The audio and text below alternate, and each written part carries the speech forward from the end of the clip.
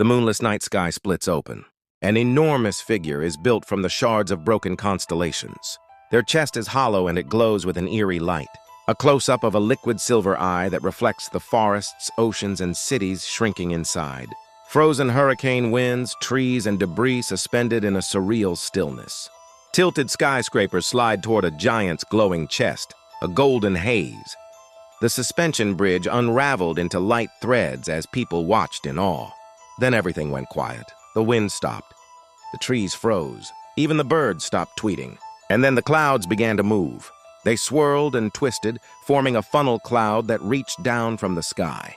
It was a terrifying sight, yet beautiful in its own way. As the storm approached, the trees began to bend and sway. Their roots were unable to hold them upright. And then they snapped. One by one they fell, crashing to the ground like dominoes. They say the deep waters off the coast are dangerous.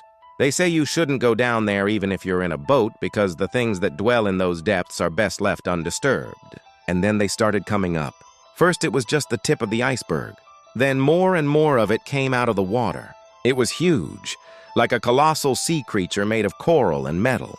And at its center was a spiral of bioluminescent fish. And then the cosmic titan spoke. Its voice resonated through the water, and the stars flickered inside its hollow chest. The streets and rivers twisted upward around the giant, forming floating ribbons of stone and water. Then the heartbeat. It sent a shockwave through the water, and the moon cracked. The mountains trembled. But above it all, the beacon on top of the leaning tower pulsed bright, casting its light on the approaching darkness.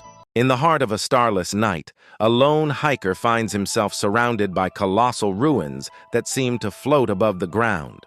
As he explores this mysterious place, he notices something strange. Every time the beam of his flashlight hits a certain angle, it freezes whatever he's looking at mid-motion. He tries to warn the others, but they don't seem to hear him. And as the minutes pass, the frozen figures begin to multiply. Just then, a shard of crystal flies past his head. Startled, he looks up to see a shower of sparkling fragments falling from the sky.